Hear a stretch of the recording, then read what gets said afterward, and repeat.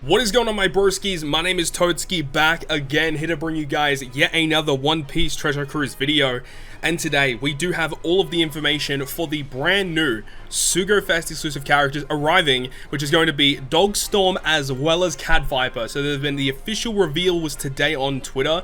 Interesting that they decided to publicly announce it here on Twitter. It is kind of weird though, because it's weird because sometimes they'll do the download first, sometimes they'll reveal it on Twitter first. We don't even know what they're going to do these days. What we do know though is that the Sugo Fest is starting on January 28th, which means that the data download is probably happening tonight, which means I'll have another video releasing today, probably going over the data download in terms of like new free-to-play units that may arrive, and also like the new batch characters, because we weren't told the information on what the new batch units actually do, as well as the Sugo Fest structure. Now, what we can kind of assume is that they're going to do, you know, multi-part structures, part 1, part 2, part 3, part 1 with both of them there, but lower rates, part 2 for one of them, part 3 for one of them, makes the most sense. But let's jump into the information, because that's what all of you guys out there are excited for. Let's start things off with the Captain and Special of Dogstorm.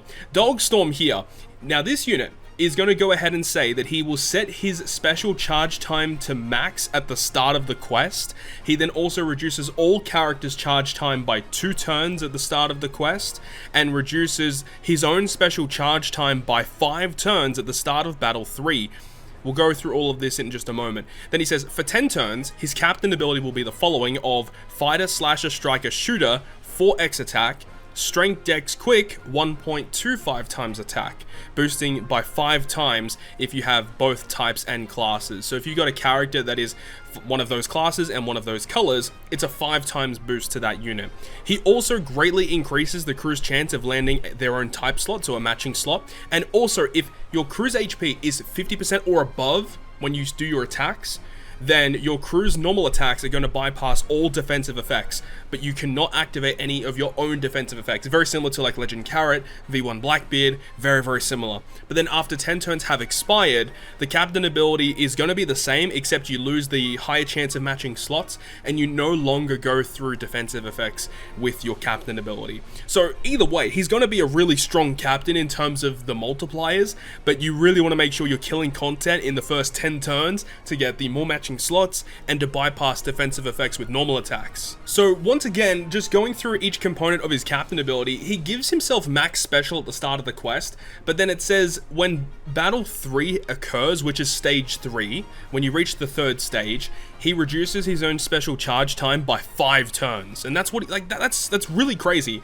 meaning that you can launch his special earlier on in the quest if you want to, and by doing that means that you can get his special back real quickly. Now, we will see that his cooldown is 13 turns after Limit Break expansion, so it's probably 14 turns normally. So that -5 cooldown might not be that useful, but I don't know, it's just really bizarre why he gives himself like an additional special charge time for himself. But still, -2 cooldown for all your other characters and bypassing defensive effects. At this point, he's basically just a buffed version of Carrot, though you do have to take note in the fact that you only get the effect for 10 turns, whereas Carrot lasts for 12 turns. But obviously there is the trade-off in the fact that Carrot is a much lower attack multiplier, so keep that in mind. Now, the special ability, the Canine Scourge, will reduce the crew's special charge time by 2 turns, and then gives a 2.5 times attack boost to Fighter, Slasher, Striker, and Shooter characters. And then if you hit 2 perfects, you get a Strength, Dex, and Quick 2.5 times or boost in the following turn. So you guys can kind of comprehend what this is doing, and if you guys know Bandai and how they kind of build their units, you can kind of understand what Cat is going to be doing. But let's go ahead over to the official information here on just some other abilities. So crewmate ability reduces special charge time by 5 turns. That's really good in that his special also gives you -2 cooldown, meaning that, you know, you can get rid of 2 turns of special reverse, like really good. Also 100 base stat total increase to fighter and slasher characters. Now, his super class requirement is very interesting. All it says is you need Cat Viper on your team, or you need to have reached the final battle by the 10th turn. So when you reach the final battle, if it's the 10th turn, then you'll be able to get his super class. It says by the 10th turn. So I think you have to, like, within the first, 10 turns, you need to reach the final stage in order to get his super class. Now, he's actually a super class fighter character, meaning when you launch it, all of your fighter characters will get a passive 1.2 times base stat increase. That's incredible. But the actual effect does damage that goes through all defensive effects, including base defense, 100 times his attack, good wave clearing, but of course, you need Cat Viper on your team to activate it, early anyways, but then also gives -1 cooldown to the fighter, shooter, slasher, striker, and -1 cooldown to those units, and then super fighter will be activated. So, I'm not a big fan of the super class because I don't think it's that useful of an effect. But I mean, you never know. You never know when you're going to need that extra -1 cooldown, meaning that as a captain, you're able to get around special reverse, right? Kind of makes sense, I suppose. Just overall, he's just an ultra speed unit, and with his potential abilities, he's actually got enrage, crit, and barrier penetration. So meaning as a crewmate, you can bypass barriers with him, which is good. Now, his rumble abilities are really weird. So just looking at his passive first, which is this one down here, level 5, Dex teammates get level 7 health, level 7 attack, and if Cat Viper is on the team, you get himself level 5 attack bonus. So obviously, he's a Dex unit, which is kind of weird. When I first saw it, I'm like, okay, it's a brand new superclass unit, maybe we're going to get a buff to a certain class. But once again, they're just still focusing on colors, which I'm not the biggest fan of. I would have loved if they would have opted to go for the fighter class or the slasher class or something like that. I think would have been way better. But then his ability, his actual special, Dex characters will get level 7 attack and level 4 defense for 20 seconds. 3 Dex teammates are given a 1.2 times counter for 25 seconds. And then if Cat Viper is on the team, 3 quick type enemies are given 2 times his attack as damage. He's not very good in terms of damage output. You're not using him for damage potential, but if you do have both of these brand new characters on the same team, you're going to be able to do a lot of damage towards those quick teams.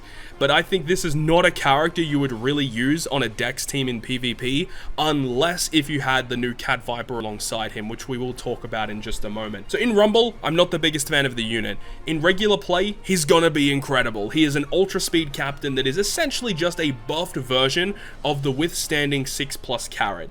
So that's pretty awesome, but let's go ahead and jump over to Cat Viper. So here we go with Cat Viper. The artwork looks amazing. Now, the captain ability is essentially the same with some very slight changes, in that he gives himself max special, reduces all your characters' cooldowns by 2 turns at the start of the quest, reduces his own cooldown by 5 turns when you reach the 3rd stage, and then for 10 turns you get the buffed captain effect of 4 times attack to strength, dex, and quick, and then a 1.25 times attack to fighter, slasher, striker, and shooter, 5 times if you have both of them. So it's a little bit different in the fact that the dog was giving fighter, slasher, striker, and shooter the 4 times boost, whereas Cat gives the strength, dex, and quick the 4 times boost instead. So they've just kind of just swapped their captain abilities around, and the rest of it is the exact same. More matching slots, bypass barriers above 50%, and then if you are not in that threshold and you're not in past 10 turns or you're after 10 turns, you just get the basic captain ability.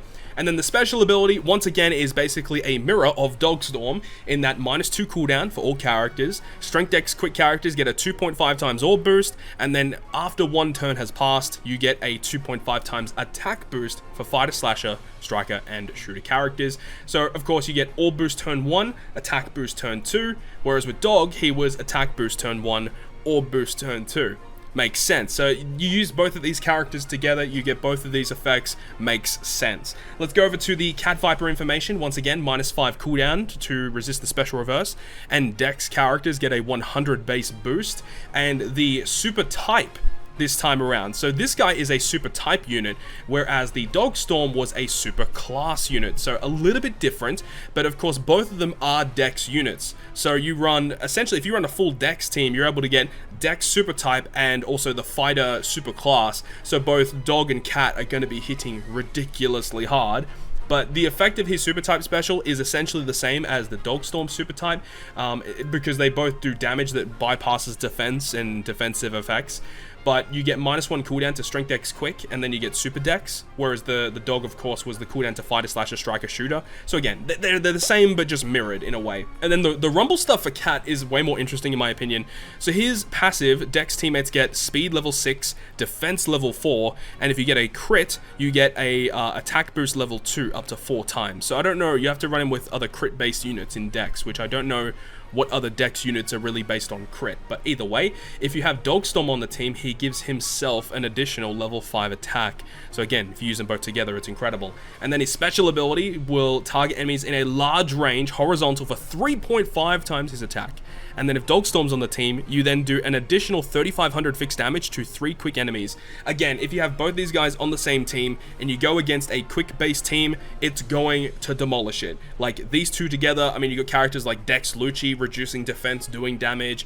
Moria also really good for against the quick teams on a Dex based team. Basically, I feel like the quick team is just an awful team to run in this point. I don't really know why you would run it, at least as a defense team. I don't think it's a very good defense team anymore. I mean, it hasn't been a very good defense team for a while now, in my opinion, even just with Wano Law going around being so good against those types of teams with the quick team, because so many of them are driven and powerhouse, you just easily kill them. But now we have another team that can easily handle the quick team. So if you're running a quick team on defense, may need to change that. We'll have to wait and see. But once again, in regular play, both of these characters are absolutely amazing, and I don't think there's really a bad option, because if you pull one of them, you can use the other one as a friend captain, which definitely helps out with team building. But that's the thing, is you have to use characters that are not only fighter, slasher, striker, or shooter, but also are strength, dex, or quick. Now, you may think that's a pretty big restriction, and it still kind of is. My girl Karissa and I were actually just looking on the database before. It's not as restrictive as you think. There are still a lot of really powerful characters that are either strength, dex, or quick, as well as being fighter, slasher, striker, shooter, that you can use to team build with this. And remember that the fact that they bypass enemy defensive effects does mean that you don't have to worry about removing barrier, you don't have to remove threshold, you don't have to remove rainbow shield. All of those things you don't have to worry about with this guy, so long as you can speed your way towards the boss and then arrive on the 10th turn, and then you'll be good, right? So I do really like these two characters together. The ink effects also look amazing. Just the design of them are really cool. I don't know where I'd place them on the tier list. I'll have to wait and see about that one, but of course there will be a new tier list coming out probably in the next 4 or 5 days, so definitely look out for that one. But that is going to wrap up the video today. Of course, when we get the official data download, we'll be talking about these two characters a little bit more and the actual Sugo Fest, so I'm really looking forward to that one. But hopefully you guys have enjoyed the video today, and if you guys did enjoy the video, make sure to go ahead and leave a like. And if you want to stay up to date with all the content that I post, including more One Piece Treasure Cruise content, make sure to hit the subscribe button down below. But other than that, guys, I will see you guys within the next video.